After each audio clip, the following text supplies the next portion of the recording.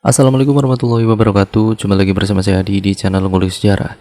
Dan pada video kali ini saya akan kembali lagi membacakan suatu kisah misteri yang kali ini berjudul tentang sebuah kisah balas dendam seseorang setelah warungnya itu dibuat bangkrut oleh pesaingnya, ya teman-teman. Nah, daripada kita penasaran bagaimana kisahnya, mari kita langsung saja menuju ke ceritanya, ya teman-teman. Cerita ini lumayan agak panjang karena ini merupakan gabungan beberapa part yang sudah saya bacakan di dahulunya itu. Jadi ini merupakan full version dari ceritanya. Untuk kalian yang menyukai cerita full versionnya, saya akan bawakan di video kali ini, ya teman-teman. Jadi video ini lumayan agak panjang. Siapkan tempat rebahan kalian ternyaman kalian tentunya. Jangan lupa dengarkan ini dengan headset terbaik kalian agar kalian mendengarkan cerita ini dengan kualitas audio yang jauh lebih baik. Yuk, daripada kita lama-lama, kita langsung saja. Bagaimana kisahnya? Kita mulai ceritanya.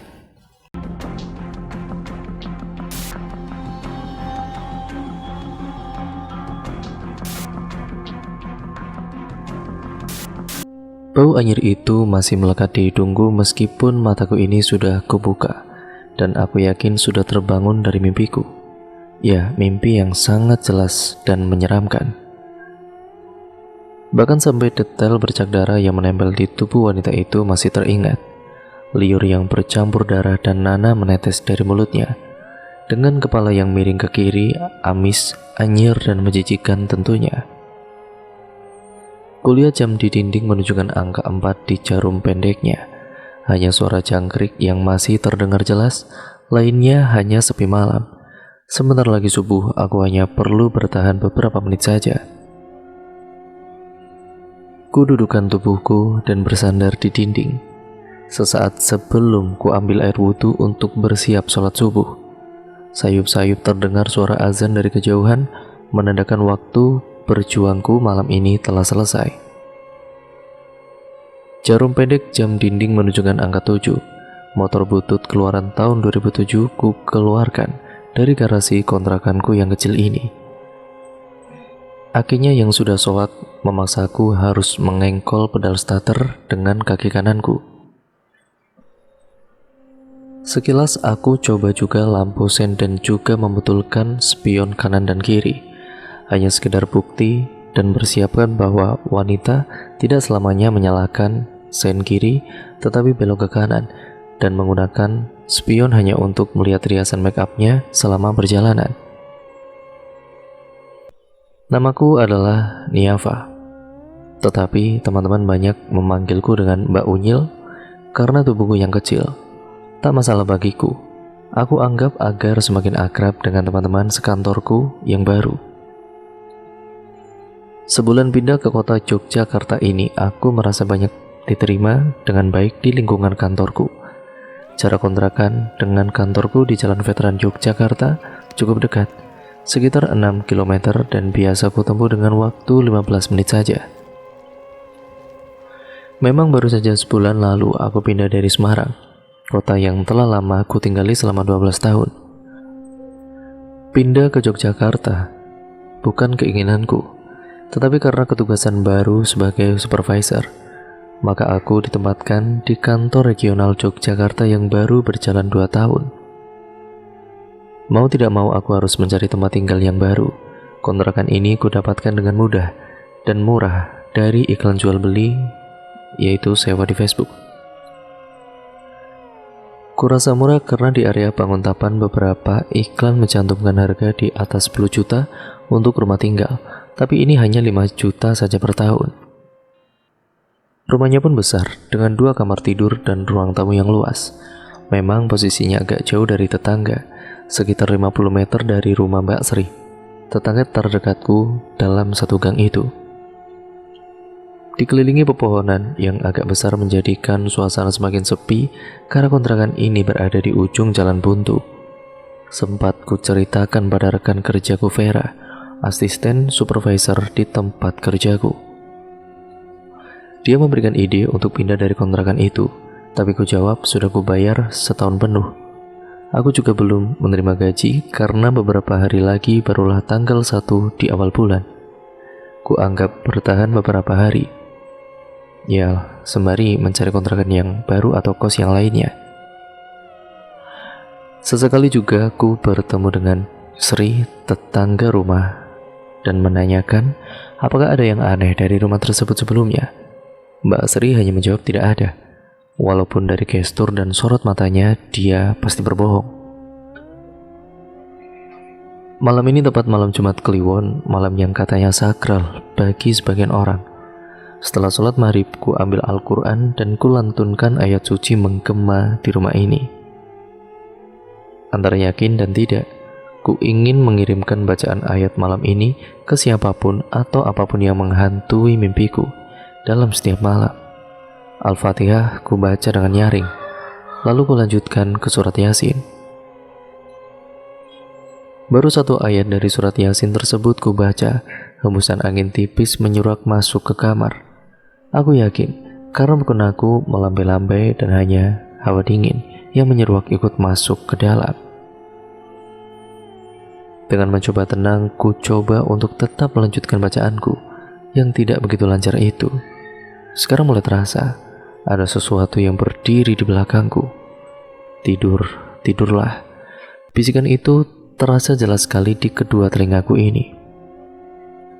Aku tetap bertahan melanjutkan lantunan ayat suci yang sudah setengah ku baca. Bisikan itu terus menggema dan sampailah aku di ayat yang terakhir. Ku tutup Al-Quran dan bersamaan dengan itu pula mataku tiba-tiba terpejam. Seakan aku tidur dengan posisi duduk, wanita itu datang kembali, masih dengan mulut berlumur darah dan juga nanah. Anehnya kali ini aku seperti sudah terbiasa dan tidak takut. Tanpa disadari, aku bertanya, "Siapa kamu?" Dia tersenyum sinis sembari membuka mulut. Terucap kata, "Namaku Wulan." "Kenapa kau selalu ada di mimpiku?" tanyaku selanjutnya. "Tanyalah Sri," jawabnya masih dengan senyum yang penuh tanda tanya. Mata ini tiba-tiba terbuka. Aku kembali sadar dari alam mimpiku. Kusadari tubuhku tergeletak dengan masih memegang Al-Quran. Jam dinding menunjukkan angka 8 di malam hari. Segera kurai HP yang berada di rak kamarku. Ku cari nomor Mas Budi yang orangnya itu mengiklankan rumah ini. Ku ketik di layar, bertanya siapa Wulan dan apa kaitannya dengan rumah ini. Dari jawabannya tadi itu tidak tahu apa yang ku maksud. Dia itu benar-benar tidak tahu. Dia hanya makelar yang dititipi rumah ini untuk dikontrakan dari pemiliknya yang ada di Bandung. Sementara buntu informasi yang ku dapatkan malam ini. Paginya ku sempatkan menunggu sebentar sebelum aku berangkat.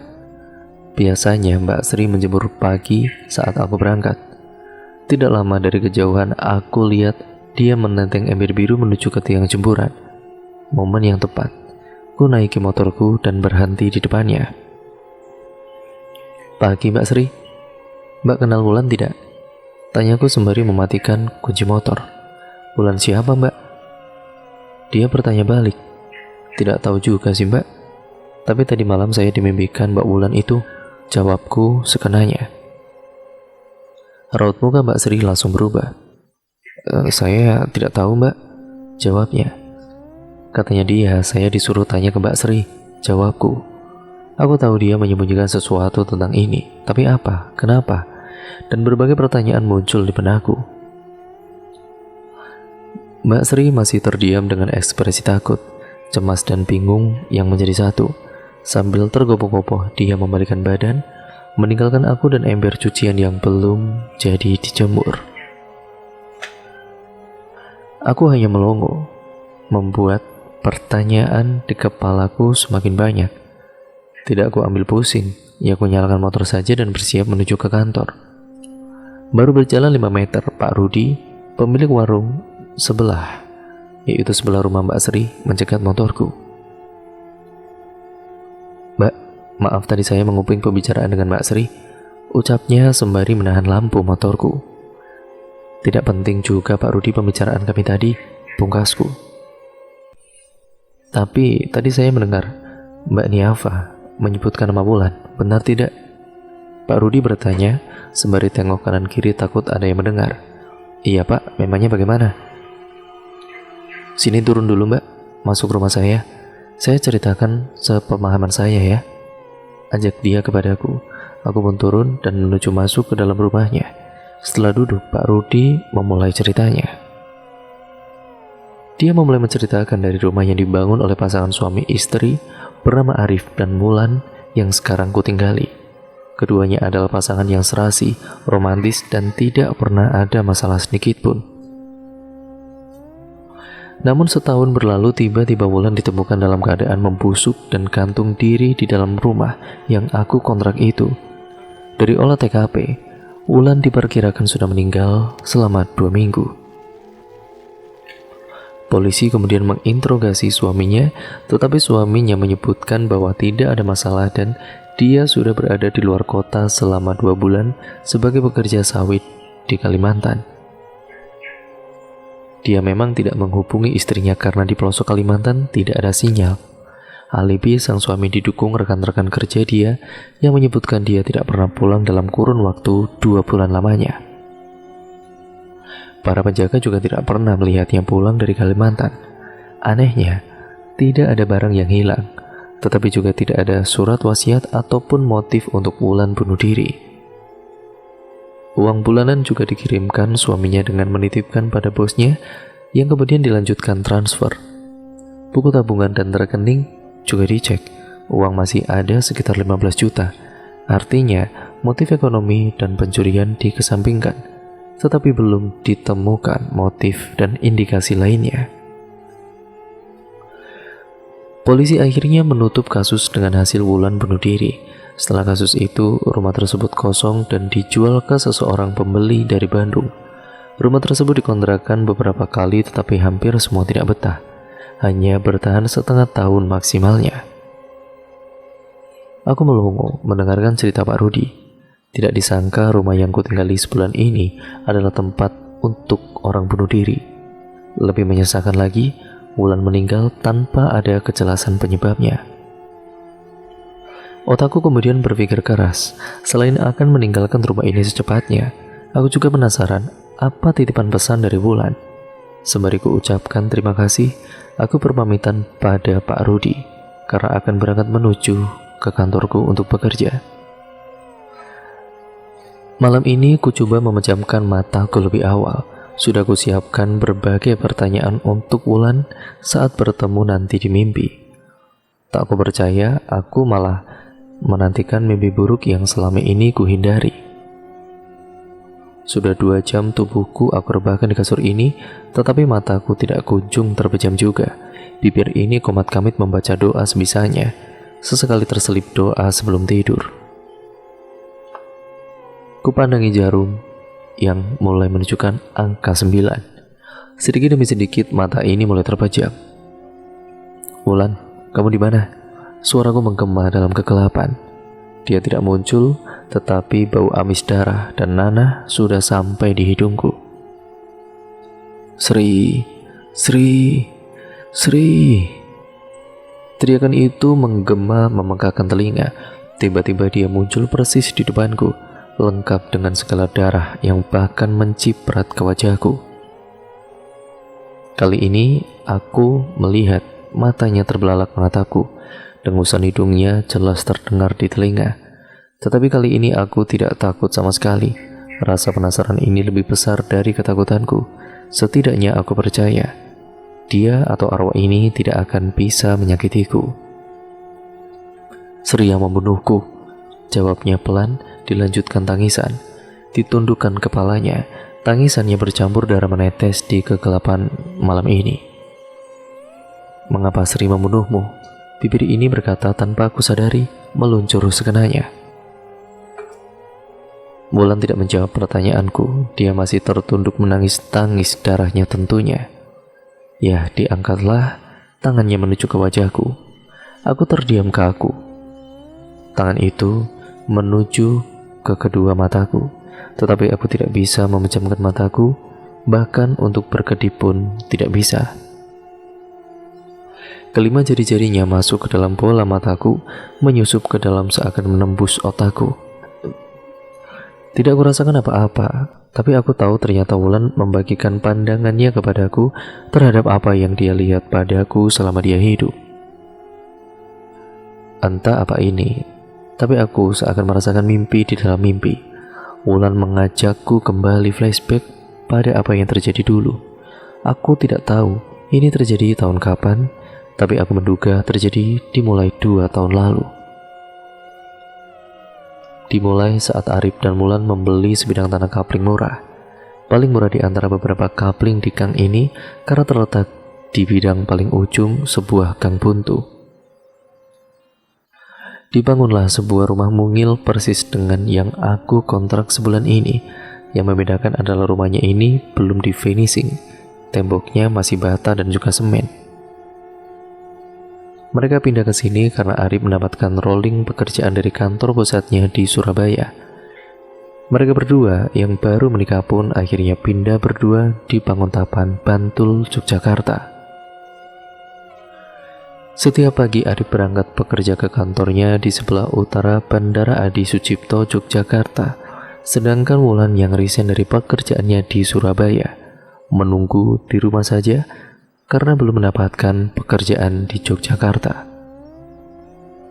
Bosan menganggur, Wulan pun berusaha mencari pekerjaan, iklan di medsos atau media sosial, koran, dan bertanya ke tetangga-tetangganya. Bertemulah akhirnya Wulan dengan tetangga terdekatnya, yaitu Mbak Sri.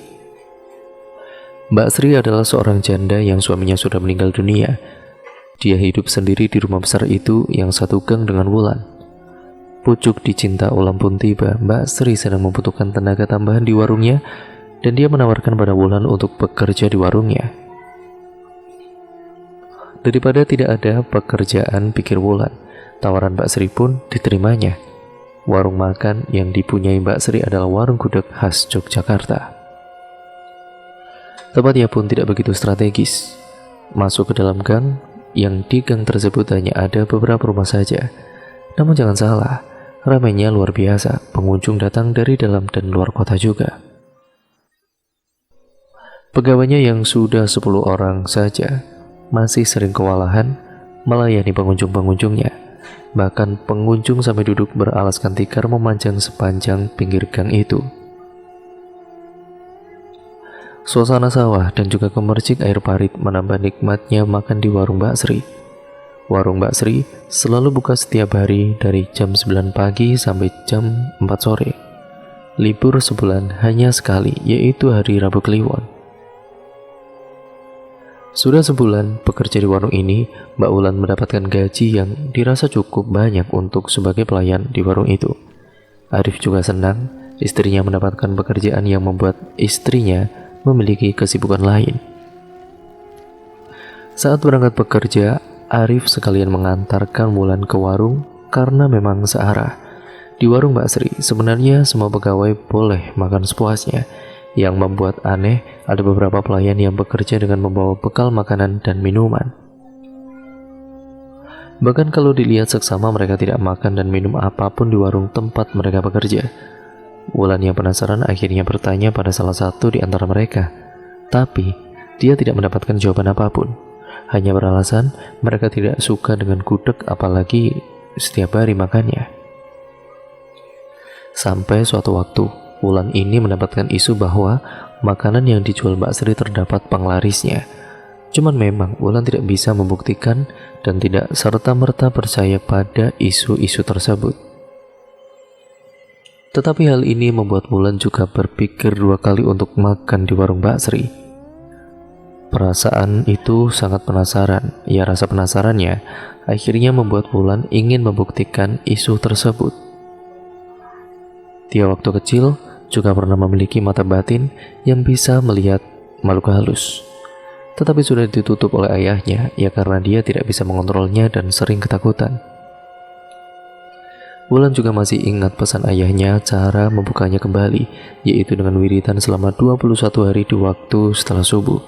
Hal ini pun dia lakukan, tidak dengan niatan melihat penglaris tetapi hanya membuktikan ucapan ayahnya. 21 hari pun berlalu.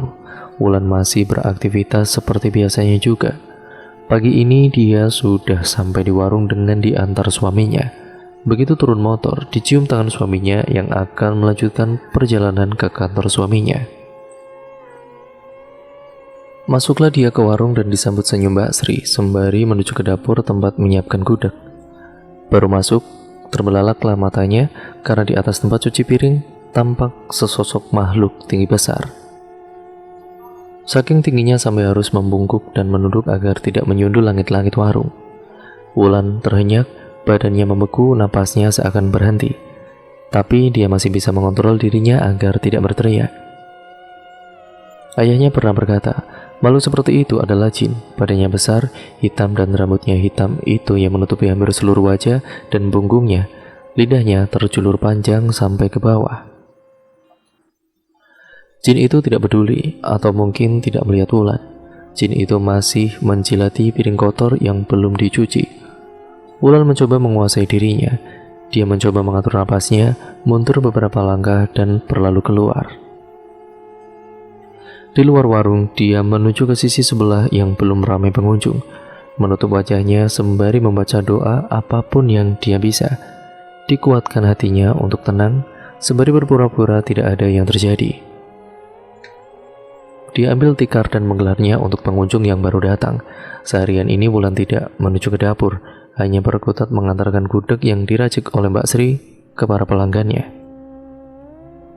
Sesekali matanya melirik, melihat jin itu masih saja menjilati piring kotor pelanggannya. Sampai saat mendekati waktu tutup, jin itu perlahan melayang menembus tembok dan berakhir di toilet yang sudah lama rusak. Sepulangnya Wulan, dia tidak berani menceritakan ini pada suaminya. Mulutnya terkunci rapat-rapat.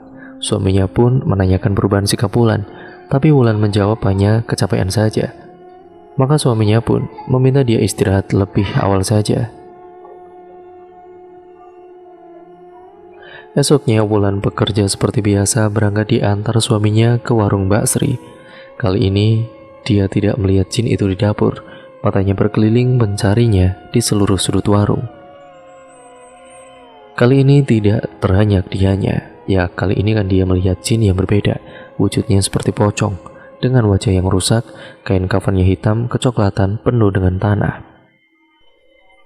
Yang paling mengerikan adalah dari mulut pocong itu keluar air liur yang menetes ke piring makanan pengunjung itu, membuat Wulan ingin muntah di sana. Tanpa sadar dia berlari ke pengunjung yang di luar yang piringnya sedang diberi air liur. Dia ambil piringnya itu dan kemudian mengibaskan tangan yang satunya ke arah pocong itu. Semua orang terhenyak, terdiam melihat apa yang dilakukan Wulan. Pocong itu juga sudah pergi menghilang. Suasana menjadi gaduh. Pelanggan bertanya pada Wulan apa yang sedang terjadi, apa yang sedang dia lakukan sekarang juga. Tidak sadar terucap kata dari bibirnya bahwa dia sedang mengusir pocong. Pelanggan yang di dalam warung pun keluar ingin melihat apa yang sedang terjadi, termasuk dari Mbak Sri, yang dari wajahnya tampak sangat marah. Suasana semakin gaduh, pelanggan yang enggan meneruskan makannya dan segera pulang setelah membayar makanannya. Warung mendadak sepi hari ini dan tutup sejam lebih awal, walaupun masih banyak gudeg yang tersisa. Kami rasa kamu juga akan menyukai cerita-cerita ini. Wulan, kamu ikut saya saja. Suamimu kan masih lama jemputnya, kata Mbak Sri. Tidak usah Mbak, saya menunggu saja, terima kasih. Ayo, suamimu juga pasti tahu kalau kau pulang denganku, pungkasnya dengan memandang penuh arti pada Wulan. Wulan akhirnya mengiyakan dan menaiki mobil Mbak Sri, sebuah pick-up merek Daihatsu yang dianggap mampu membawa barang banyak aneka kebutuhan warungnya. Pintu ditutup dan mobil berjalan pelan. Apa yang tadi kamu lakukan, Wul? Tanya Mbak Sri membuka percakapan.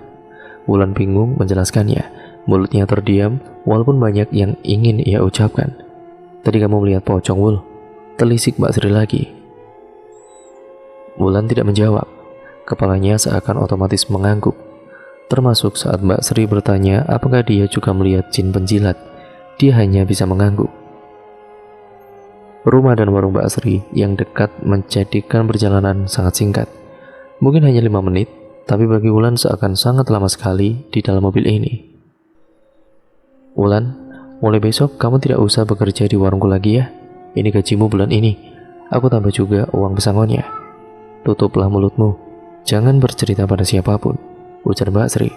Nadanya tidak tinggi tapi tersirat kemarahan dari suara Mbak Sri ini. Wulan akhirnya terdiam, tidak berani mengiyakan dan menolak. Tapi akhirnya dia mengangguk juga. Uang dalam genggamannya sangat banyak, mungkin sekitar ada 30 lembar kertas berwarna merah. Dia berjalan gontai menuju rumahnya yang terpaut hanya 50 meter dari rumah Mbak Sri. Suaminya yang menyusul ke warung akhirnya juga pulang.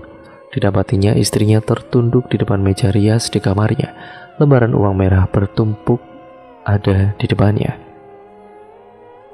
Kenapa Wulan? Kok tampak sedih kamu? Padahal ada banyak uang di depanmu. Suaminya menanyakan kenapa dia tampak lesu sembari melepas kemejanya. Mbak Sri sudah tidak butuh karyawan mas, karena kebanyakan katanya. Mulai besok aku sudah tidak bekerja lagi di sana. Tentunya Wulan tanpa menceritakan apa yang terjadi sebenarnya kepada suaminya. Dia berbohong bahwa Mbak Sri mengurangi beberapa pegawai karena dirasa sudah terlalu banyak. Maka yang dipertahankan adalah pegawai yang sudah lama membantunya. Uang yang digenggamannya diberikan pada suaminya. Arif bertanya apakah ini uang pesangon. Wulan pun mengangguk. Arif menghiburnya dengan kata-kata besok akan ada pekerjaan lagi dan lain sebagainya.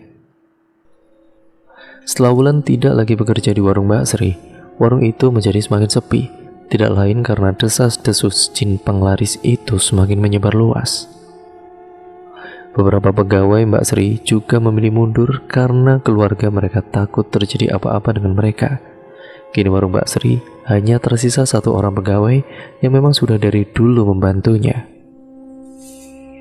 Warung pun hanya didatangi segelintir orang saja, yang tentunya sudah pernah mendengar isu jin penglaris di warung Mbak Sri, dan 6 bulan bertahan sudah, Mbak Sri akhirnya bangkrut dan menutup warungnya juga. Tidak lain karena tidak ada pelanggan yang datang ke warungnya lagi. Dia membawa sisa-sisa perlengkapan warungnya ke rumahnya dan warungnya itu dijual.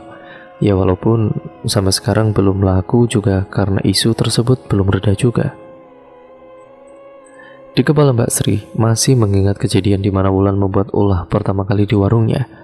Waktu itu dia pikir masih akan tetap aman. Ternyata isu jin penglaris digoreng sana-sini, bahkan masuk pada koran dan media sosial. Hal itu tentunya menghancurkan kepercayaan orang untuk kembali makan di warungnya. Mbak Sri mulai berpikir cara apa ya yang bisa digunakan untuk membalas dendam dengan setimpal pada Wulan. Namun Mbak Sri masih sabar menunggu sebulan lagi. Saat datangnya malam 1 Suro, sebulan telah berlalu jua. Tibalah juga hari ini Jumat Legi, di mana malam 1 Suro, di mana waktu Tun dan Demit akan berlangsung. Tun dan Demit adalah waktu di mana makhluk halus akan berkumpul dan bisa melintasi dunia roh halus dan dunia manusia dengan mudah. Itu artinya makhluk astral dan manusia bisa berdampingan, bahkan bisa bersentuhan. Mbak Sri sudah siap dengan pakaian ritualnya.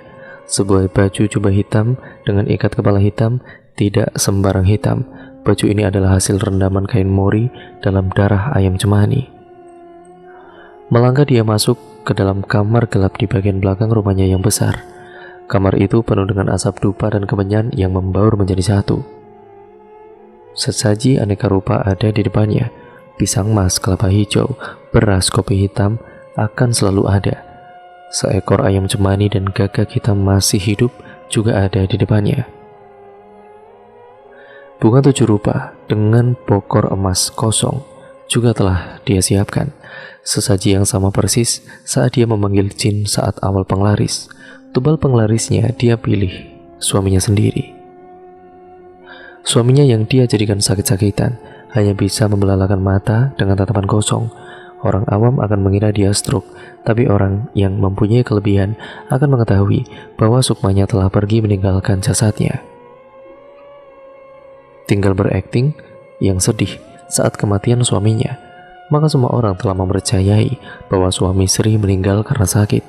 Tentunya dengan tumbal itu tampak hasil dari warungnya yang ramai, rumahnya yang dibangun megah, beberapa mobil dan kekayaan melimpah. Namun semua itu telah lenyap karena Wulan. Sri menahan kemarahan yang amat sangat. Saatnya untuk membalas dendam atas segala kerugian yang telah dibuat Wulan, menghancurkan semua yang dia bangun dari awal atau dari nol. Dimulainya ritual dengan membaca japa mantra. Mantra untuk memanggil jin genderuwo yang sudah dia taklukkan sebelumnya. Diangkatnya ayam cemani ke atas, lalu dia gigit leher ayam cemani itu.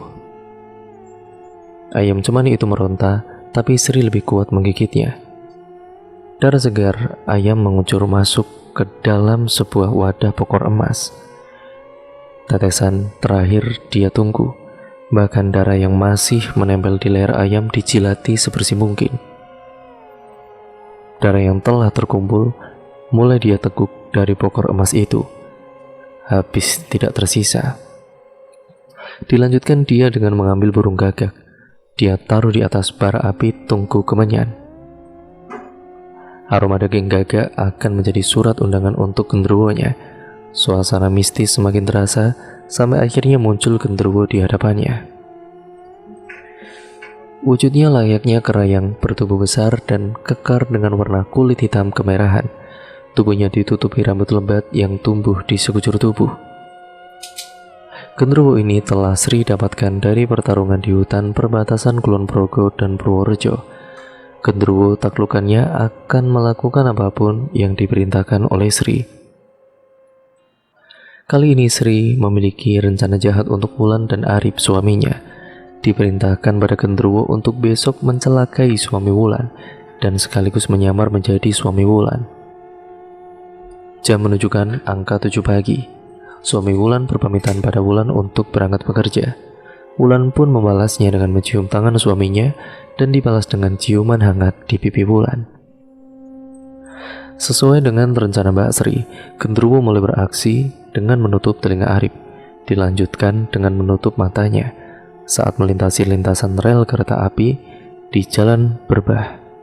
Dia tidak melihat kereta api, hanya ada tatapan kosong. Telinganya pun ditutupi sehingga tidak mendengar sirine kereta akan melintas. Orang-orang meneriakinya agar berhenti, tetapi dia tetap melaju. Beruntung petugas penjaga palang lintasan berlari kencang, mencoba menarik motor Arif agar tidak melintasi rel karena kereta segera lewat. Malang tidak dapat ditolak. Motornya tetap terserempet. Arif terpelanting beberapa meter dari pipi rel kereta api itu. Orang-orang berkerumun untuk menolongnya. Di rumah Wulan merasakan firasat tidak enak. Entah apa, tapi dia tahu mungkin tentang suaminya. Namun dia tetap mencoba berpikir positif dan tetap melakukan pekerjaan rumah tangga seperti biasanya. Sampai sore hari pun tiba, suaminya belum juga pulang. Nomor handphonenya juga tidak aktif, sedangkan telepon kantor sudah tidak ada yang mengangkat. Azan maghrib berkumandang saat jam menunjukkan angka 6 sore. Walau masih menunggu di ruang tamu, pintu dari luar diketuk orang dengan memanggil nama-nama Wulan. Wulan langsung membuka pintu rumahnya, melihat suaminya berdiri di depan rumah. "Mas Arif, kok handphonenya tidak aktif?" tanya Wulan dengan muka cemberut. "HP-ku jatuh saat berangkat tadi. Kayaknya jatuh saat melintasi rel kereta. Aku cari lagi tidak ketemu," jawabnya sambil mencubit pipi Wulan. "Ya udah, besok beli lagi saja," tambahnya. Wulan masuk dan membawakan handuk, meminta suaminya segera mandi. Kali ini Wulan mencium bau suaminya agak berbeda, tetapi dia pikir itu karena asap dalam perjalanan. Sembari menunggu suaminya mandi, Wulan membuatkan mie rebus kesukaan suaminya. Suaminya memang suka mie rebus dengan potongan kubis dan tambahan telur. Saat memasak mie, tiba dia dipeluk dari belakang oleh suaminya itu. Diciumi lehernya, Wulan sampai dia itu kegelian. "Jangan mas, geli betul ih," pinta Wulan. "Tidak apa-apa, kan mencium istri sendiri," goda Arif. "Sebentar, aku selesaikan masak mie rebusnya dulu." "Ah, kelamaan, ayolah," pukas Arif sambil mematikan kompor. Langsung dibopongnya Wulan ke kamar, dilanjutkan mereka berdua bermadu kasih. Memang berbeda malam ini. Wulan sampai tidak sanggup mengimbangi suaminya. Dia sampai kecapean dan langsung ketiduran. Di tempat lain, Sri tertawa jahat karena dia tahu genderuwo telah berhasil melaksanakan tugasnya. Genderuwo telah membuat suami Wulan kecelakaan dan juga berhasil menyetubuhi Wulan. Kemudian pintu rumah Wulan diketok dari luar. Wulan masih dalam keadaan setengah telanjang, segera memakai bajunya. Di ranjang dia tidak menemukan suaminya. Sambil menuju ke depan, dia juga tidak melihat suaminya di ruang lainnya. Pintu pun dibuka. Tampak dua orang berpakaian seragam kepolisian berada di depan pintu. "Permisi, kami dari Polsek Berbabu. Apakah benar ini rumah Bapak Arif?" tanya Pak polisi. "Benar Pak, saya istrinya, ada apa ya?" tanya Wulan dalam keheranan. "Suami ibu tadi, pagi itu kecelakaan di perlintasan di rel kereta api Berbah. Beruntungnya hanya terserempet motornya, tidak sampai tertabrak. Kondisinya sementara tidak sadar di ruangan IGD Rumah Sakit Islam Yogyakarta PDHI Kalasan," jawab petugasnya. Bagai tersambar petir, Wulan hampir saja pingsan. Tapi dia masih yakin suaminya ada di rumah. Tanpa memperdulikan polisi, dia berkeliling rumah mencari suaminya, tapi suaminya tidak ditemukan juga. Polisi pun menawarkan untuk mengantarkan Wulan ke rumah sakit. Dia meminta waktu untuk berkemas terlebih dahulu. Dalam perjalanan, Wulan berpikir keras apa saja yang baru saja terjadi. Karena dia sangat yakin suaminya pulang ke rumah, bahkan detail di kamar dia masih ingat semua. Memang suaminya tidak seperti biasanya, tapi ia yakin yang tadi pulang itu adalah suaminya. Sesampainya di rumah sakit, Wulan mendapati suaminya sudah sadar. Hanya beberapa bagian tubuhnya yang terluka, tapi tidak parah. Dari informasi Pak polisi disampaikan motornya agak parah kerusakannya dan masih berada di Polsek Berbah. Wulan tidak ambil pusing. Yang penting suaminya dalam keadaan yang baik-baik saja. Perawat membantu menjelaskan keadaan suaminya. Secara garis besar, tidak tampak luka yang serius. Namun besok pagi suaminya harus menjalani tes MRI atau MRI atau apalah itu bacanya untuk mengetahui keadaan pasien jika terdapat luka dalam. Esoknya hasil MRI atau MRI itu sudah keluar. Arif dinyatakan gegar otak kategori sedang, yang memungkinkan ataupun yang kemungkinan karena benturan di kepala saat kecelakaan. Memang helmnya terlepas saat itu. Dalam 3 hari akan diobservasi oleh dokter. Jika tidak ada gejala berat, maka Arif akan diperbolehkan pulang. Setelah 4 hari di rumah sakit, Arif akhirnya diperbolehkan pulang ke rumahnya. Rekan-rekan Arif juga menjenguk di rumah sakit dan di rumah setelah pulang dari rumah sakit. Semua tampak seperti sedia kala kembali. Wulan masih mengingat dengan jelas kejadian di rumah yang bersamaan dengan saat suaminya kecelakaan. Namun Wulan tidak berani untuk menyampaikan pada suaminya itu.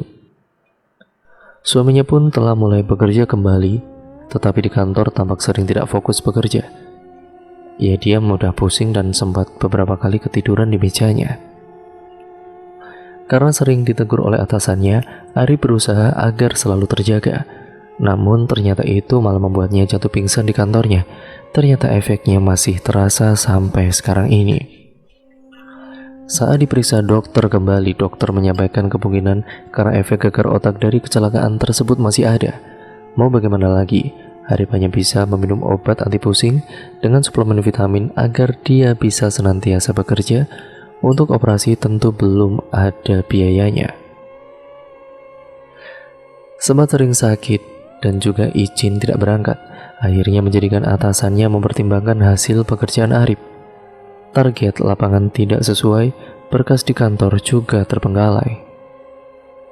Hasil dari rapat pimpinan dengan HRD, diambil kesimpulan terbaik adalah merumahkan atau PHK pada Arif demi kesehatannya. Pesangon juga diberikan pada Arif beserta beberapa sumbangan uang dari rekan-rekan kerjanya. Sebulan menganggur berdua di rumah tentunya sangat tidak enak. Apalagi sebagai kepala rumah tangga harus mencari nafkah untuk keluarganya. Kondisi kesehatan juga sudah semakin stabil. Arif sudah bisa beraktivitas seperti biasanya. Dia juga mencoba melamar kembali pada kantor yang lama, tetapi posisinya sudah diisi oleh orang lain. HRD menyampaikan akan mencoba menerimanya kembali tanpa tes sekiranya nanti ada posisi yang bisa Arif isi.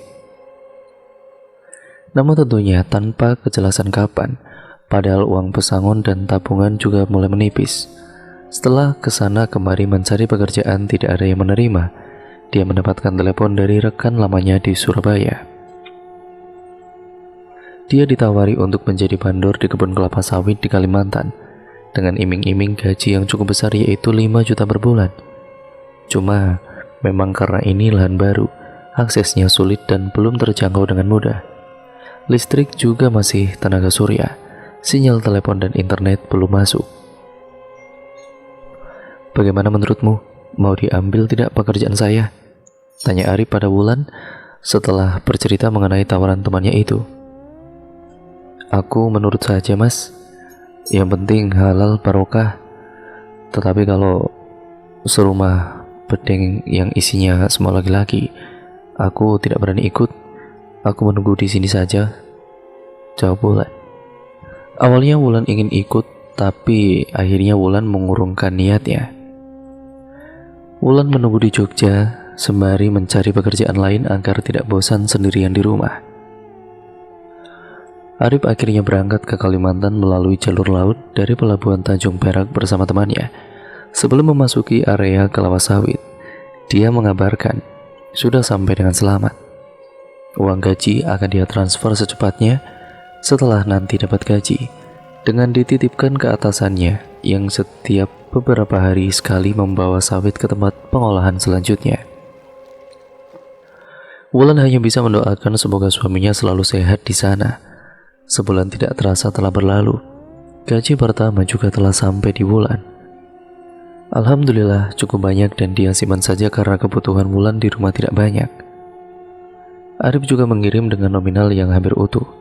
Karena hampir semua kebutuhannya ditanggung oleh tempat dia bekerja, Wulan juga masih berusaha mencari pekerjaan lagi. Akan tetapi, lulusan SMA tidak banyak lowongan yang tersedia. Jikapun ada, biasanya sudah penuh diisi saat Wulan mencoba memasukkan lamaran. Hari-hari lebih sering dilewati Wulan dengan kesibukan sebagai ibu rumah tangga dan berkebun di samping rumahnya. Sedangkan 50 meter dari rumah Wulan, Sri sedang menyusun kembali pembalasan untuk Wulan. Kendali untuk Wulan sudah dia masukkan ke dalam rahim lewat persetubuhan dengan genderuwo yang menyamar sebagai suaminya dulu. Sri masih menunggu waktu 16 hari lagi untuk menuju puncak pembalasan pada Wulan, yaitu pada hari Selasa Legi. Sri sudah menghitung weton Wulan, dan hari naas yang harus dihindari Wulan adalah yaitu Selasa Legi pada bulan Mulut ini, karena itu adalah hari Taliwangke baginya. Hari Taliwangke terdiri dari kata tali yang berarti tali dan wangke yang berarti mayit. Di hari itulah Sri akan melaksanakan puncak balas dendam kesumatnya pada Wulan. Menunggu 16 hari terasa akan lama tentunya bagi Sri yang memiliki dendam kesumat, maka dia sudah memulai mengirimkan teror pada Wulan mulai malam hari ini. Sri malam ini sudah menyiapkan kiriman yang pertama, yaitu gagak rimang. Burung ini sudah di atas rumah Wulan. Suaranya mulai berbunyi nyaring dalam kegelapan malam. Wulan yang sudah berbaring di kamar juga mendengar jelas suara gagak rimang itu. Yang mitosnya adalah akan ada orang yang akan meninggal jika ada gagak rimang hinggap di atas rumahnya. Burung itu berbunyi terus-menerus sampai pagi datang, membuat Wulan sama sekali tidak bisa tidur. Malam kedua semakin terasa mistisnya. Kali ini pintu rumah Wulan diketuk orang. Entah orang atau apa, karena setiap dia cek tidak ada siapapun di depan rumah. Ketukan itu berulang-ulang kali, bahkan sampai saat dini hari masih sering mengetuk-ngetuk. Wulan hanya berani bersembunyi di dalam selimutnya, memejamkan matanya tanpa bisa tidur. Malam ketiga teror tidak hanya suara saja. Kali ini Sri mengirimkan Banaspati, api yang menyala terbang untuk mengelilingi rumah Wulan. Wulan yang melihat api tersebut pun bergidik dan segera masuk ke dalam rumahnya. Sudah 3 hari ini, Wulan tidak bisa tidur di malam hari. Dia hanya bisa menggantinya dengan tidur di siang hari. Itu pun tidak bisa lama, karena dia juga harus mengerjakan pekerjaan rumah tangga, keluar berbelanja tersebut, dan sebagainya. Malam ini Wulan sudah mulai bersiap, menunggu apa lagi yang akan datang. Sampai tengah malam tidak ada apapun. Sampai saat jam menunjukkan angka 12, mulai terdengar tangis sesenggukan. Kali ini suaranya jelas, sangat-sangat jelas bahkan. Ya, Wulan yakin suaranya dari dalam rumah. Dia mulai mencari sumber suara itu. Semua lampu di rumahnya itu dia nyalakan, membantu dia untuk mengusir sedikit rasa takutnya. Sayup-sayup terdengar suara itu berasal dari arah kamar mandi. Dibukanya pintu kamar mandi sedikit demi sedikit. Mulai tampak sedikit kain warna putih di dasar lantai. Hanya sekilas dia melihat wajah hitam dengan uraian rambut panjang yang menjuntai disertai tatapan mata tajam menusuk. Wulan langsung berteriak, berlari ke kamarnya dan menguncinya dari dalam. Segera dia bersembunyi di dalam selimut. Dia masih bisa mendengarkan tangisan itu walaupun telah ditutup rapat telinga dengan kedua tangannya. 2 minggu sudah Wulan tidak bisa tidur nyenyak. Makan pun tidak enak. Mau keluar juga takut. Mentalnya remuk redam dengan teror yang entah dari mana dia tidak tahu. Kuntilanak Banaspati pocong yang menggantung di pojok atas ruangan, genderuwo yang berdiri di depan jendela, dan setan-setan lainnya silih berganti berdatangan. Rumahnya tidak terurus karena Wulan lebih memilih senantiasa bersembunyi di dalam kamar. Badannya mulai kurus, tatapan sayu dan kosong. Ingin dia mengabari suami, tetapi apalah daya, suaminya hanya bisa mengirim pesan kabar sebulan sekali saat berbelanja di pasar kota. Tibalah malam ini, di hari yang telah ditunggu Sri. Sesaji di ruangannya tampak lebih banyak. Ya, karena dia akan mengundang semuanya malam ini untuk datang ke rumah Wulan.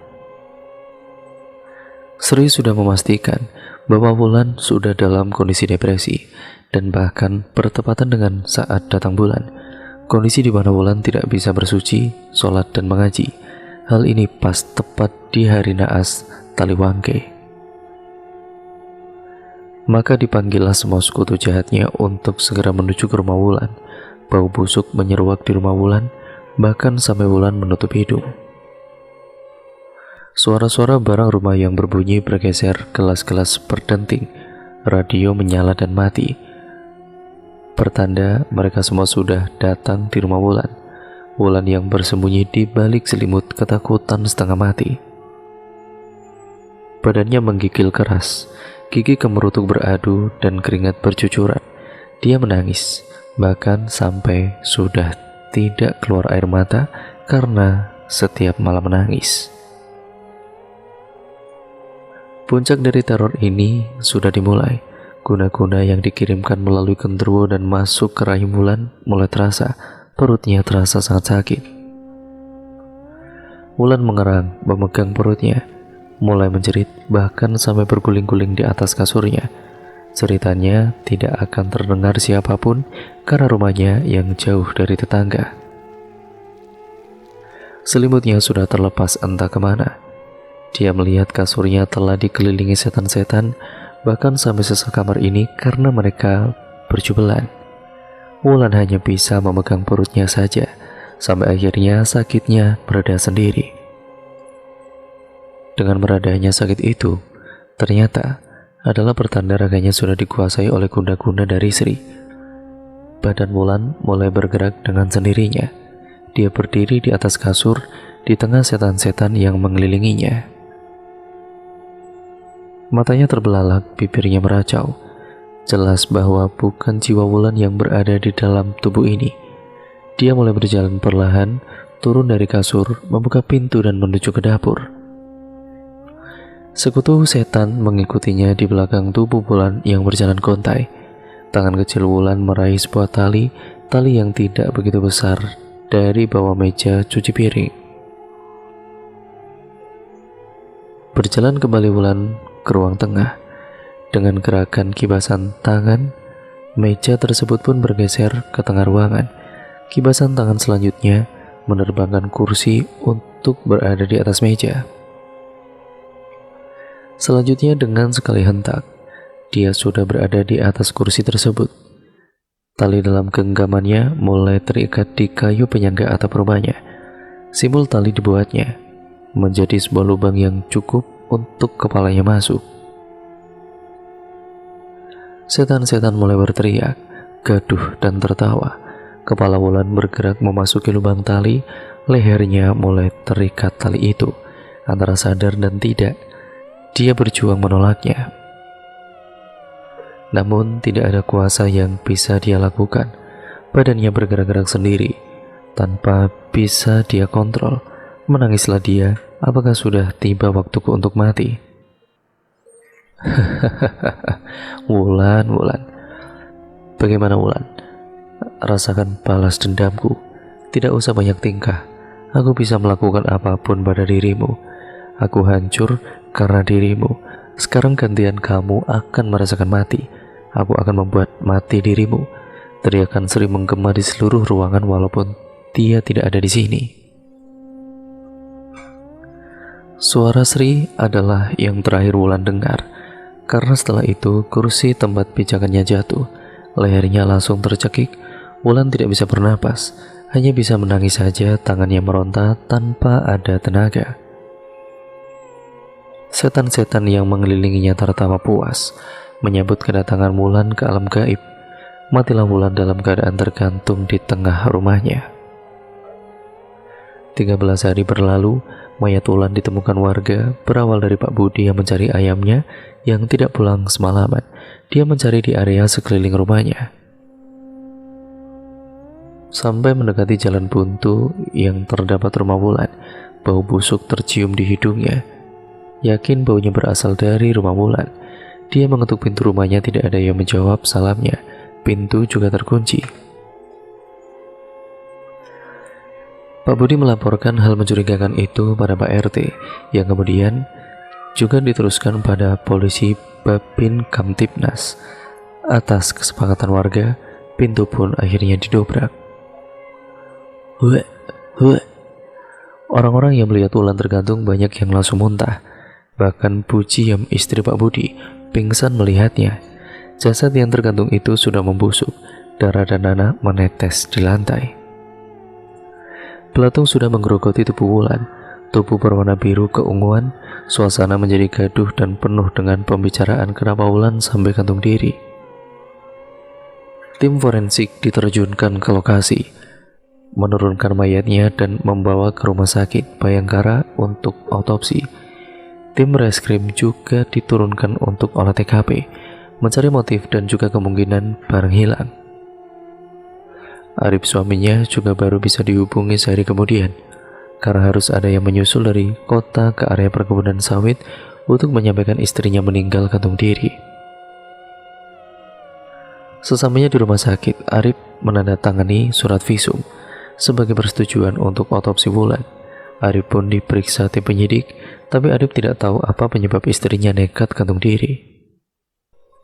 Dia juga berkomunikasi hanya awal bulan ini saja karena keterbatasan jaringan telekomunikasi, dan para tetangga pun terdekat seperti Pak Budi, Mbak Sri dan tetangga yang berinteraksi dengan Wulan juga diperiksa.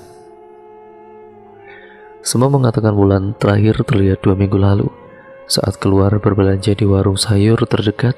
Karena rumahnya paling pojok, maka tetangga juga tidak sering berinteraksi dengan Wulan.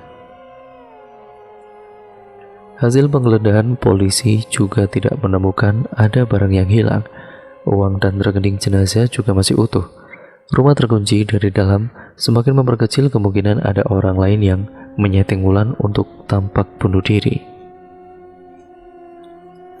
Hasil otopsi menyimpulkan Wulan sudah meninggal 2 minggu kemarin dan menyebabkan kematiannya adalah kehabisan napas karena saluran pernapasan tertutup. Yang menjadi aneh adalah tidak adanya surat wasiat, karena biasanya orang yang mengakhiri gantung diri akan meninggalkan pesan tertentu. Layaknya ini adalah bunuh diri yang tiba-tiba terjadi. Hasil penelusuran 2 minggu, polisi akhirnya menyatakan kasus ditutup karena benar-benar kasus bunuh diri. Suami Wulan, Arif, pun akhirnya memilih menjual murah rumah itu dan dibeli orang Bandung yang ingin menjadikan rumah kontrakan. Sedangkan Arif kembali ke Kalimantan untuk meneruskan bekerja di perkebunan sawit. Mataku terbuka sedikit demi sedikit. Aku terbangun dari mimpi itu, dalam posisi terlentang di tengah ruangan. Entah apa yang terjadi di dunia nyata karena aku tadi malam merebahkan diri di kamar, kini terbangun di tengah-tengah ruangan.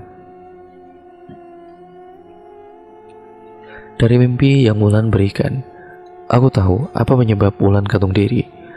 Tak lain adalah karena Mbak Sri yang bersekutu dengan jin dan juga iblis. Tak habis pikir, orang yang biasa ku temui dengan tampak biasa saja ternyata adalah seorang pembunuh keji, menumbalkan suaminya dan juga membunuh orang yang membuat warungnya bangkrut. Lebih keji lagi adalah Mbak Sri menggunakan sekutu jin, iblis, setan, atau apalah namanya, yang membuat dia tidak akan dicurigai siapapun. Kulirik jam dinding, ternyata waktu sudah siang. Angka menunjukkan pukul 10 dan sial, terlambat masuk kerja yang tidak masuk akal jika berangkat pukul 10. Ku ambil HP di kamar, ku buka WhatsApp dan ku ketikkan izin tidak berangkat karena sakit.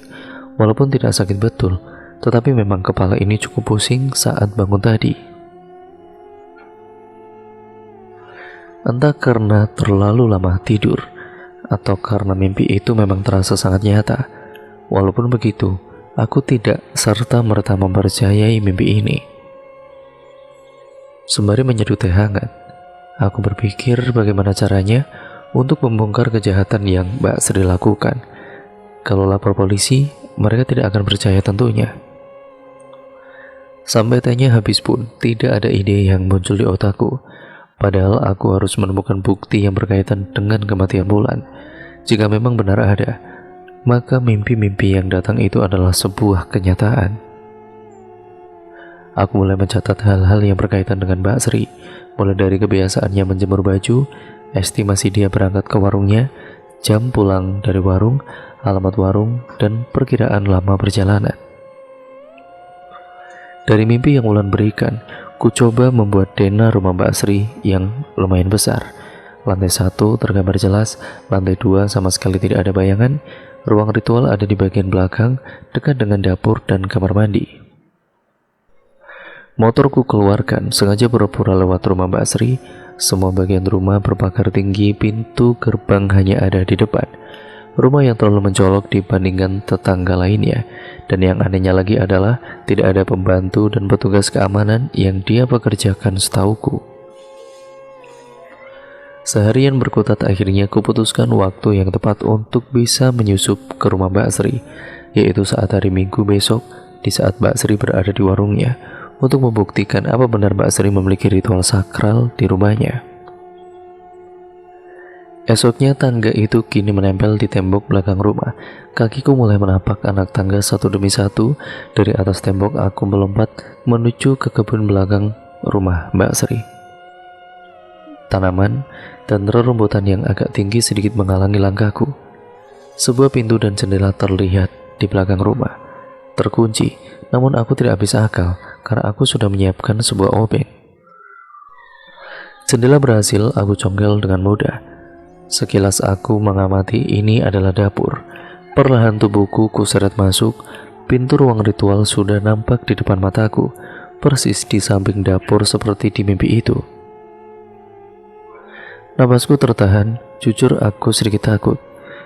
Ya, ku tariknya gagang pintu itu tidak terkunci. Ternyata benar, ini adalah ruang ritual Mbak Sri. Ruangan ini tidak terlalu besar. Di dalamnya tidak banyak barang dengan cat yang seutuhnya hitam.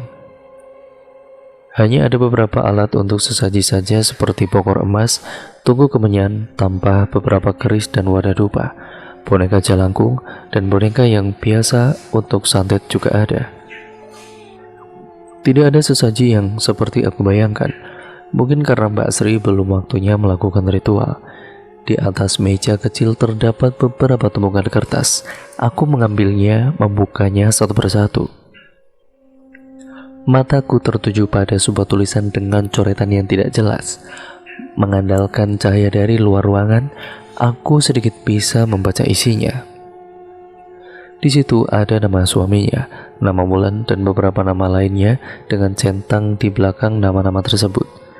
Ada juga nama-nama yang belum diberi centang, dan ada nama Pak Budi dalam list itu. Foto-foto mereka juga ada di tumpukan kertas itu.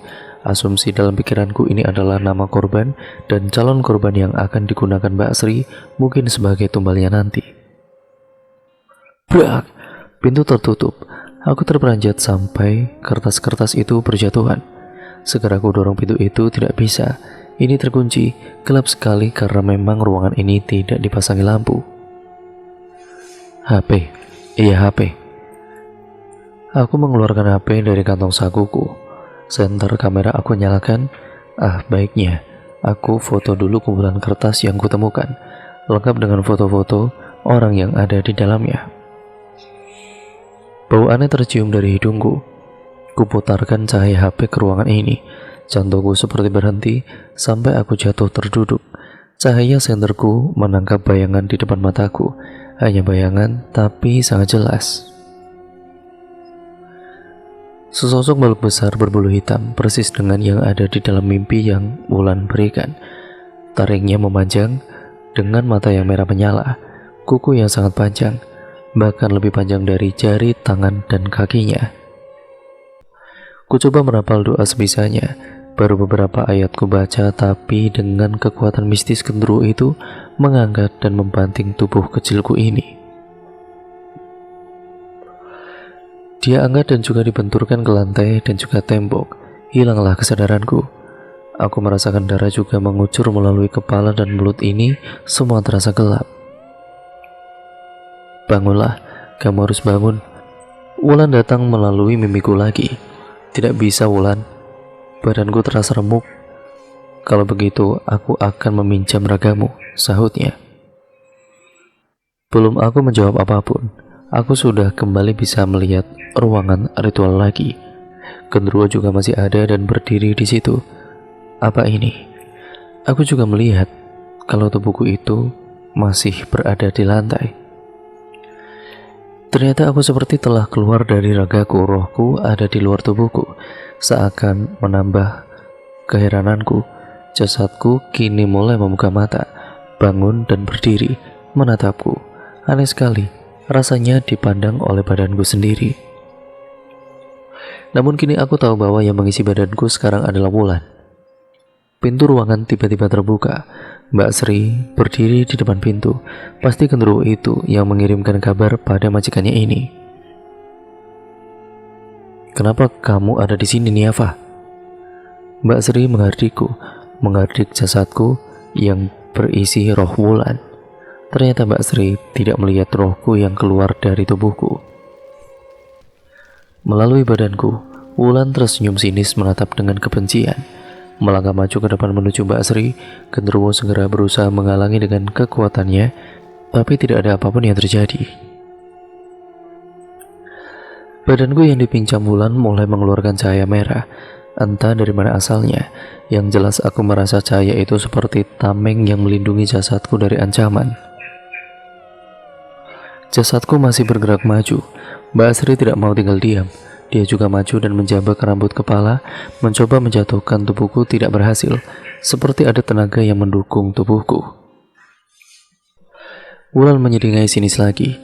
Kini dia menggunakan tubuhku untuk mencekik Mbak Sri, dicekiknya dan juga bahkan sampai terangkat, lalu dibantingnya ke bawah. Mbak Sri ketakutan, mundur perlahan dalam duduknya. Ampun, ampun, jangan bunuh aku, ucapnya dalam isak tangis. Niafa, kamu kira ini Niafa? Aku Wulan. Sri, masa kamu sudah lupa denganku? Wulan menjawab dengan cekikikan.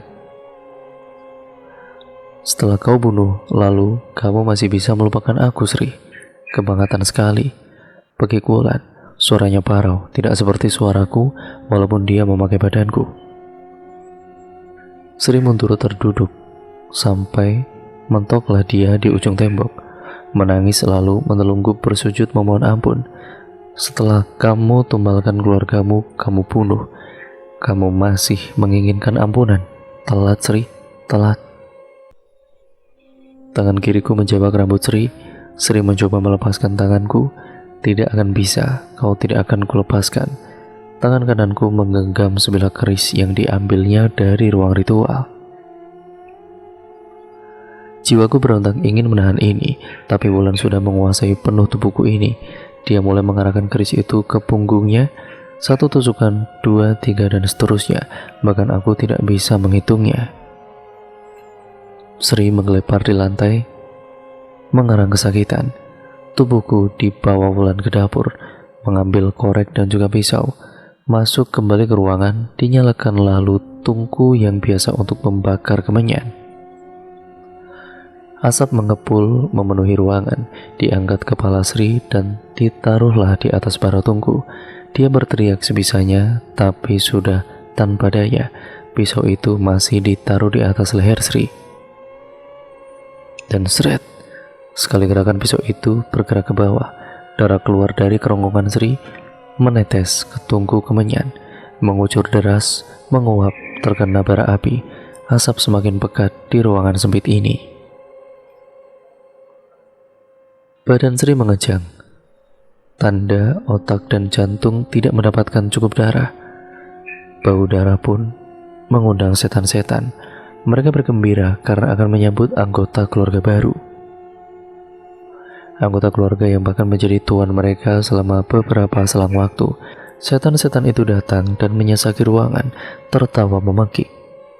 Mendampingi pisau yang bergerak terus naik turun. Mataku mulai terbuka. Asap ruang ritual menyesakkan pernapasanku. Ku coba untuk berdiri, tapi tanganku masih seperti memegang sesuatu. Tangan kananku memegang pisau penuh darah, dan tangan kiriku mencengkeram rambut. Rambut dengan kepala Sri yang telah terpisah dari badannya. Makanan sarapanku tadi langsung keluar melalui mulutku. Perutku langsung mual melihat kepala puntung itu. Kulemparkan secara refleks. Mataku berkunang-kunang dan isi perutku juga ingin keluar lagi. Ku coba berdiri, tapi kaki kiriku tidak bisa ku gerakan. Dengan ngesot aku tarik tubuhku untuk keluar dari rumah besar ini. Gagang pintu rumah sudah kurai. Ku coba meminta tolong, tetapi tidak ada yang mendengarkan. Kuseret lagi tubuhku keluar dari gerbang rumah itu menuju rumah Pak Budi yang terdekat. Namun, daya tubuhku seakan habis, bahkan untuk membuka mata pun tidak bisa. Pak Budi berlari keluar dari rumahnya saat dia melihat aku tergeletak di pinggir jalan gang. "Ada apa ini, Mbak?" tanya Pak Budi yang tampak kaget, ketakutan, dan kebingungan. Aku tidak bisa menjawab. Lidahku keluh dan sudah tidak berdaya. Pak Budi masuk ke rumah memanggil istrinya, memampat tubuhku ke dalam rumah untuk dibaringkan di ruang tamu. Segelas air putih dari Bu Ciem aku teguk habis, tapi tidak menambah daya apapun padaku. Dia juga membawakan handuk basah untuk menyeka darah di wajahku. Pak Budi lalu berlari keluar lagi. Di luar Pak Budi tampak panik menelepon Pak RT. Sedangkan Pak RT, aku nggak tahu apa yang terjadi. Yang jelas Mbak Niafa di rumahku dan Sri mati di rumahnya. Dengan nada agak berteriak panik. Ya, aku tidak ke sana. Tak telepon Pak Babin sekalian, sahut Pak RT melalui telepon. Singkatnya, polisi datang ke rumah Mbak Sri. Polisi melakukan olah TKP dan kemudian membawa mayat Mbak Sri itu. Aku juga dibawa dengan mobil ambulans berbeda menuju Rumah Sakit Bayangkara, Yogyakarta. Suasana ruang IGD tidak begitu ramai. Pasien hanya ada aku saja dan beberapa polisi yang menjagaku. Sebuah borgol mengikat tanganku dan ranjang besi ini. Selang infus juga terpasang di lengan kiriku. Kulirik jam menunjukkan pukul 6 sore. Kesadaranku sudah pulih sepenuhnya, walaupun badan ini masih belum bisa aku gerakkan dengan baik. Ditambah lagi kaki kiriku masih sakit. Semoga tidak patah tulang. Seorang polisi wanita masuk ke ruang IGD, menutup tirai sehingga tinggal kita berdua yang ada di bilik kecil ini. Terkembang senyum di wajahnya dan mungkin sudah berumur sekitar 40 tahunan lebih. Perkenalkan, nama saya Widya, Kapolsek Banguntapan. Dengan Mbak siapa saya berbicara? Sapanya lembut sembari memegang tangan kananku. Saya Niafa, Bu. Baik, Mbak Niafa ya. Sementara istirahat dulu. Maaf harus kami menahan Anda dahulu karena korban yang berada di rumah meninggal terbunuh. Informasi dari saksi sedang dihimpun dan olah TKP masih berlangsung. Untuk proses sekarang dilimpahkan ke Polda DIY. Jawabnya pelan tapi penuh arti. Tapi bukan saya yang membunuh, Bu. Aku malah menangis. Siapa yang membunuh korban? Apakah kamu tahu? Wulan. Bibirku terucap walaupun tidak yakin dengan ucapanku. Wulan, dia rekan Anda. Anda juga melihat Wulan yang membunuh. Bu Widya mencoba mencari kejelasan. Bukan, dia masuk ke tubuhku dan membunuh Mbak Sri. Bu Widya mengerutkan dahinya, mencoba berpikir dan menalar ucapanku. Keluar senyum dari bibirnya. Mungkin sebaiknya Anda perlu istirahat dulu. Kami akan mencoba menyelidiki apapun hal yang ada, mengambil bukti dan informasi dari saksi. Sampaikan fakta yang ada kepada pihak penyidik dari Polda DIY. Nantinya dengan jujur dan apa adanya. Terima kasih sudah mau bekerja sama, semoga lekas sembuh ya. Bu Kapolsek kemudian keluar dari ruang IGD. Di depan pintu dia menuju ke dua orang bawahannya. Bagaimana Dan? Tanya salah satunya. Saya kira bukan 340, lebih ke 338 saja. Di TKP ada obeng untuk mencongkel jendela, sedangkan pisau sudah ada di dapur rumah korban. Saya juga belum yakin dia yang menggorok korban. Badan tersangka kecil, pisau juga kecil. Untuk memisahkan kepala dengan badan, perlu kekuatan besar dan pisau yang cukup besar juga. Dia menyebut nama Wulan, tapi sepenangkapanku, dia sebut nama itu yang merasuki tubuhnya. Biarkan penyidik Polda yang bekerja. Kita sudah bekerja sesuai porsinya. Antar saya kembali ke kantor. Siap kalau gitu, jawab mereka berdua sembari mengiringi ke mobil yang sudah terparkir di depan IGD. Ruangan ini tidak terlalu besar, mungkin sekitar 4x4 dengan kaca besar di seberang pintu masuk. Jika seperti di film-film, dari balik kaca itu bisa melihat ke dalam. Lampu gantung berada di tengah, menyinari ruangan ini. Aku duduk menghadap meja lalu masuklah dua orang polisi dengan laptop dan berkas-berkas. Satu orang memperkenalkan diri dengan nama Ibtu Beni dan Polwan dengan nama Aibda Rita. Itu semua nama sudah disamarkan ya teman-teman karena untuk privasi juga dan demi keamanan bersama. Keduanya tampak ramah, tidak seperti gambaran polisi saat sedang konfrontasi dengan tersangka. Berkas dan laptop juga ada di meja ini. Aku juga menyadari posisiku tentu saja tersangka dengan dugaan yang sangat kuat. Ibtu Beni menanyakan kondisiku. Apakah siap untuk diperiksa? Aku jawab siap tentunya. Dia lalu menawarkan apakah memerlukan pendampingan pengacara untuk pemeriksaan ini. Aku menjawab tidak. Aibda Rita lalu menyodorkan 3 selembar kertas dengan gambar ruang ritual, jendela yang tercongkel dan mayat Sri yang terpisah dengan kepalanya. Apakah Anda memasuki rumah korban pada hari Minggu siang? Melalui apa masuknya? Pertanyaan pertama dari Aibda Rita. Ya, saya masuk lewat jendela, jawabku. Apa motif Anda memasuki rumah orang lain tanpa izin? Saya ingin membuktikan apakah benar ada ruangan ritual penglaris dan juga tumbal, jawabku dengan percaya diri. Ibtu Beni dan Aibda Rita saling berpadangan. Untuk apa? Karena dia menggunakan jin dan setan untuk menebalkan suaminya dan membunuh tetangganya yaitu Wulan. Wulan adalah pemilik pertama rumah yang saya kontrak. Dia dibunuh dengan cara dibuat gantung diri. Aibda Rita mencoba menerima pernyataanku, walaupun ekspresinya menunjukkan ketidakpercayaan. Ibtu Beni pun mengetik apa yang aku ucapkan di laptopnya. Baik, tim olah TKP juga menemukan beberapa perangkat untuk ritual. Apakah bisa Anda ceritakan lebih detail apa yang Anda maksud? Aku pun kemudian menceritakan apa yang aku mimpikan, apa yang telah aku rasakan, dan semua detail yang telah berlalu. Ibtu Beni pun juga langsung meminta anggota lain di luar ruangan untuk mencocokkan informasi cerita gantung diri di area kewenangan Polsek Banguntapan 2 tahun terakhir. Apakah ada orang lain yang membantu Anda? Tidak, saya sendirian atas mimpi dari Wulan. Dari cerita Anda datang dan dipergoki korban, lalu Anda membunuhnya. Tidak, saya sudah pingsan karena makhluk yang dipelihara dia. Bukan saya yang membunuh. Wulan mengambil alih tubuhku dan menggorok leher Mbak Sri ini. Jadi Anda dalam keadaan tidak sadar, tapi membunuh korban. Tubuh saya pingsan, dan saya melihat tubuh saya dirasuki Wulan hingga dipakai untuk membunuh Sri. Apakah Anda memiliki dendam pada korban? Tidak sama sekali. Saya kesana hanya ingin membuktikan mimpi saya, lalu keluar rumah itu saja.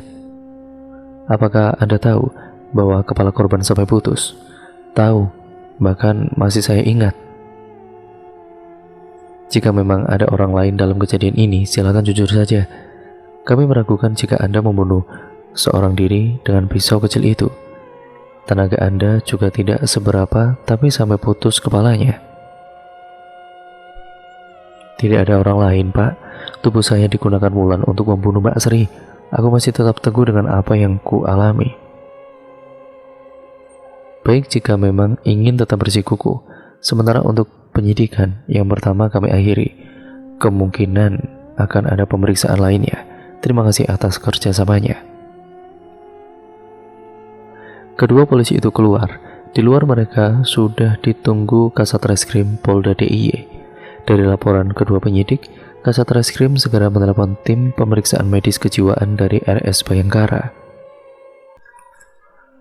Tim ini beranggotakan seorang dokter spesialis kesehatan jiwa, seorang psikolog klinis, dan seorang tenaga kesehatan lainnya. Dia ingin kasus ini segera selesai dengan jelas dan adil. Apalagi berita mayat terpenggal ini sudah menjadi trending topik di Yogyakarta.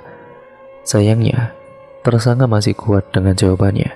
Penyidik juga meyakini kejujuran dari jawaban Niafa, walaupun dalam keadaan nyata di luar logika. Aku pun keluar ruangan didampingi seorang poluan. Masuk kembali ke sel yang kecil dengan kaki kiri tertatih, tapi masih bisa aku gunakan untuk berjalan. Lelah sekali batin ini, walaupun ragaku sudah mulai kurasakan membaik karena obat dari rumah sakit. Ingin menyesali apa yang terjadi, tapi semua memang sudah terjadi. Ingin aku menangis, tapi bahkan sudah tidak keluar air mata lagi. Kurebahkan tubuhku setelah masuk sel, mencoba untuk beristirahat malam ini. Teringat kemarin saat ibuku di Semarang sudah aku kabari apa yang terjadi. Dia menangis sejadi-jadinya di telepon, dilanjutkan dengan suara adik lelakiku yang mencoba tegar dan kuat walaupun suara tangisannya tetap keluar. Tadi pagi mereka pun datang, ku coba menjelaskan apa yang terjadi. Ibuku masih tidak percaya dengan apa yang ku ceritakan. Dia tidak bisa percaya anak perempuannya bisa membunuh orang bahkan sampai terpenggal terpisah kepala dan badannya.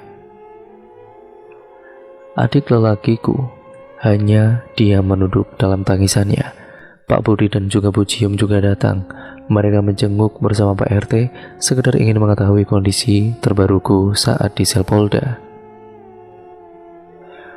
Mereka juga ingin mendengar apa yang terjadi di TKP, karena masih yakin diriku tidak bisa dan tidak akan membunuh orang lain. Ku sampaikan juga nama-nama yang ku ingat dalam daftar nama di kertas Sri itu. Mereka juga bercerita bahwa di rumah Mbak Sri sudah selesai oleh TKP. Rumah juga sudah dibersihkan, tetapi masih tetap bergaris polisi. Kerabat Mbak Sri juga tidak ada yang mau datang. Warga juga tidak berani menguburkan dan memasrahkan kepada polisi untuk jenazahnya. Ketua RT pun meminta warga untuk menggelar doa Yasin tahlil, semata-mata untuk mendoakan keselamatan warganya saja. Mau mendoakan korban juga rasanya aneh, karena di rumah Sri perlengkapan ritual dan sesaji menjadikan orang berpikir 2 kali untuk mendoakan dia. Malam ini Disa lebih dingin daripada biasanya. Sel yang kuhuni sendiri membuat suasana sangat sepi. Entah sadar atau mimpi, Wulan sudah ada di depanku. Kali ini wajahnya tidak lagi penuh darah dan nanah, berganti wajah pucat biasa. Terima kasih ya. Apakah dirimu sudah puas, Wul? Tanyaku padanya. Sudah sangat puas. Sri sudah menanggung akibat yang harus dia terima. Tetapi dirimu sekarang malah dipenjara. Ya bagaimana lagi? Dirimu merasuki tubuhku. Aku tahu dirimu dendam pada Sri, tapi bukan seperti ini keinginanku. Sekarang, kalau sudah terkabul keinginanmu, sebaiknya kamu kembali ke alam yang semestinya. Tidak bisa, Fa. Walaupun Sri telah mati, tapi aku merasa Sri masih bergentayangan di dunia ini. Sepertinya dia memiliki hutang tumbal pada lelembut yang membuat perjanjian dengannya. Hutang tumbal? Iya. Masih ada tanggungan tumbal yang harus Sri setorkan kepada lelembutnya. Tetapi dia sudah terlanjur mati lebih dulu. Maka dari itu dirinya atau lelembutnya yang telah membuat perjanjian akan menyelesaikan nama-nama yang sudah dijanjikan pada lelembut itu. Walah, aku kira ini sudah berakhir. Ternyata masih ada masalah di belakangnya. Tinggal kita jalani saja berarti, Wul. Aku akan membantumu, Fa, sebisaku. Wulan lalu pergi, meninggalkanku untuk tidur sendiri malam ini. Kemudian terdengar suara duk, duk. Suara itu sudah beberapa kali terdengar, seperti benda yang membentur pintu rumahnya. Pak Budi melihat jam sudah menunjukkan angka 2 menjelang dini hari. Bu Cium istrinya masih tertidur pulas, bahkan digoyang-goyang untuk dibangunkan tidak ada respon sama sekali. Duk, duk. Pak Budi berdiri meninggalkan kasurnya. Antara penasaran dan takut bercampur menjadi satu. Yang jelas dia tahu ini adalah hari ke-7 dari saat pembunuhan Sri. Berjingkat pelan-pelan menuju ruang tamu. Tira sedikit disibak, tidak terlihat apapun dari kegelapan malam. Berkeliling ekor matanya mencari sumber suara. Tiba-tiba bibirnya tercekat, napasnya mendadak sesak. Di kejauhan, lampu penerangan jalan menyinari sesosok tubuh. Tubuh dengan kebaya dan jarik yang tanpa kepala. Belum sempat melakukan apapun, tiba-tiba kepala Sri itu muncul di depan jendelanya. Kepalanya penuh darah menetes dari leher yang terpenggal. Namun tidak berselang lama Wulan datang. Dengan tangan panjangnya, ia menarik tubuh Sri. Tubuh itu diangkat ke atas kemudian dibanting secara keras ke lantai. Aku yang masih di dalam sel pun terngiang-ngiang dengan obrolan kemarin. Aku harus gimana biar enggak ada tumbal lagi? Apa aku bilang sama Pak RT dan Pak Budi? Iya, aku harus cerita tentang apa yang semuanya terjadi dan tentang tumbal itu. Tepat pukul 2 siang, orang yang ku harapkan datang akhirnya datang juga. Saat mereka semua menjengukku, aku meminta mereka untuk mencari dan membawa seorang ahli agama. Buat apa Mbak cari kiai? Saya minta tolong Pak, ini untuk keselamatan kita semua. Dengan bingung Pak RT pun mengiyakan perintahku. Sampai akhirnya Pak Agus, seorang kiai yang sudah terkenal ke beberapa daerah pun datang dengan tasbih yang melingkar di jemarinya. Aku pun mulai menceritakan kejadian itu semua dari awal sampai aku bisa masuk penjara. Aku pun memperlihatkan hasil jepretanku saat di ruang ritual Mbak Sri. Mereka semua tercengang dengan ceritaku, terutama Pak Budi yang tubuhnya sudah gemetar hebat. Bagaimana ini Pak? Saya nggak mau mati gara-gara dijadikan tumbal. Gini Pak, sebaiknya kita berdoa meminta perlindungan kepada Allah SWT. Dan nama-nama yang sudah tertera di kertas itu sebaiknya ikut saya ke pesantren. Untuk sementara waktu kalian tinggal di sana, agar saya maupun para santri bisa memantau dan kita berdoa bersama-sama untuk menangkal itu semua. Pak Agus pun meminta diantar ke rumahnya Mbak Sri untuk melihat secara langsung bagaimana keadaan rumah itu. Dan benar, rumah itu sekarang dijadikan sarang lelembut peliharaan Sri. Pihak polisi pun antara percaya dan tidak percaya semua itu gaib. Hanya orang-orang tertentu yang bisa melihatnya. Namun karena adanya Pak Agus yang bisa meyakinkan dan mengiyakan dengan jelas tentang ceritaku, pihak polisi pun akhirnya percaya. Aku yang melihat Wulan berada di rumah itu pun bernapas lega. "Makasih ya, Pak," ujar Wulan dengan senyumannya. Aku pun mengangguk dan menghela nafas lega. Hari itu juga nama-nama yang tertera di selembar kertas untuk sementara tinggal di pesantren yang letaknya tidak jauh dari desa itu. Semoga semua baik-baik saja. Dan cerita pun akhirnya berakhir sama di sini ya teman-teman. Terima kasih untuk kalian yang sudah menyimak video kali ini dan cerita kali ini. Bagaimana menurut kalian cerita kali ini? Kalian tulis komen kalian di bawah.